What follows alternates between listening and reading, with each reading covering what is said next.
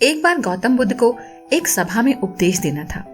सभा में करीब 100 से ज्यादा लोग उपस्थित थे और उनका इंतजार कर रहे थे।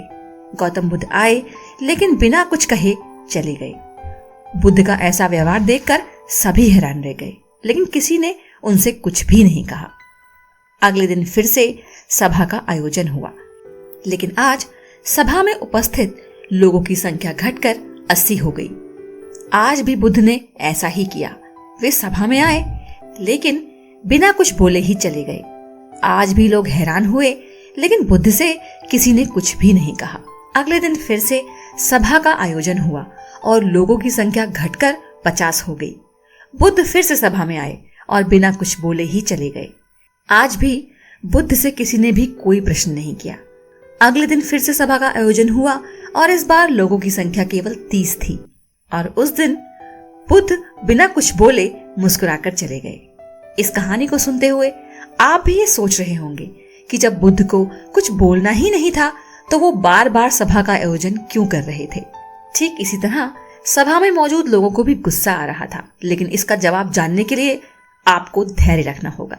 अगले दिन फिर से सभा का आयोजन हुआ और उस दिन सभा में केवल 15 ही लोग उपस्थित थे, लेकिन आज गौतम बुद्ध ने अपना स्थान ग्रहण कर लिया और उपदेश देने के लिए बैठ गए। बुद्ध ने जिन 15 लोगों को उपदेश दिए वे उनके भिक्षु बन गए और इन लोगों ने आगे चलकर बुद्ध के ज्ञान को अलग अलग दिशाओं में फैलाया। एक बार इन लोगों ने बुद्ध से यह प्रश्न किया कि सभा का आयोजन होने के बावजूद भी आप क्यों कई दिनों तक बिना बोले ही चले जाते थे। बुद्ध ने उत्तर दिया कि मैं उन लोगों की खोज में था जो लायक हो। सभा के पहले दिन 100 से भी ज्यादा लोग थे, लेकिन उनमें से ज्यादातर लोग मेरे उपदेश सुनने नहीं आए थे, बल्कि उन्हें मेरे उपदेश से कोई मतलब ही नहीं था। इसके बाद जो लोग अगले दिन आए उन्हें भी मेरे उपदेश से कोई मतलब नहीं था। वो तो केवल इसलिए आए थे क्योंकि वो देखना चाहते थे कि आखिर सभा में होता क्या है। लेकिन मुझे ऐसे लोगों की तलाश थी जो मेरे ज्ञान को जन जन तक पहुंचाएं। मैं कई दिनों तक इसीलिए बिना बोले चला गया क्योंकि मैं ये देखना चाहता था कि आखिर वो कौन लोग हैं जो सच में मेरे उपदेश को सुनना चाहते हैं और जिन्हें वास्तव में ज्ञान पाने की प्यास थी। और ऐसे लोग ही रोज आए।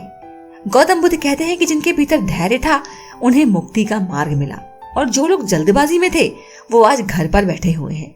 बुद्ध कहते हैं कि जिन लोगों में धैर्य का गुण होता है वे जीवन में कुछ भी पा सकते हैं, फिर चाहे आपका लक्ष्य कुछ भी हो। बिना धैर्य के कोई भी सफलता के लक्ष्य तक नहीं पहुंच सकता। आज की भाग दौड़ भरी जिंदगी में लोगों के पास धैर्य नहीं है। सभी में जल्दीबाजी और शीघ्र अतिशीघ्र किसी कार्य को करने की होड़ मची है। लेकिन गौतम बुद्ध बताते हैं कि अपने भीतर धैर्य को कैसे बढ़ाएं।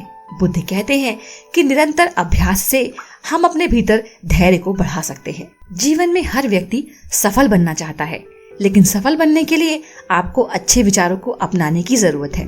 गौतम बुद्ध के उपदेशों से आपके जीवन में सकारात्मक बदलाव आते हैं और इससे आपका जीवन बदल जाता है। और यही कारण है कि बुद्ध के विचारों को सुखी जीवन का सूत्र कहा जाता है। आपको ये वीडियो कैसी लगी हमें एक कमेंट करके जरूर बताएं। अगर आप हमारे चैनल पे नए हैं तो चैनल को लाइक, शेयर और सब्सक्राइब करना ना भूलें। और ऐसे ही और इंस्पिरेशनल थॉट्स के लिए अब आप हमें इंस्टाग्राम, फेसबुक और ट्विटर पर भी फॉलो कर सकते हैं। Thanks for watching.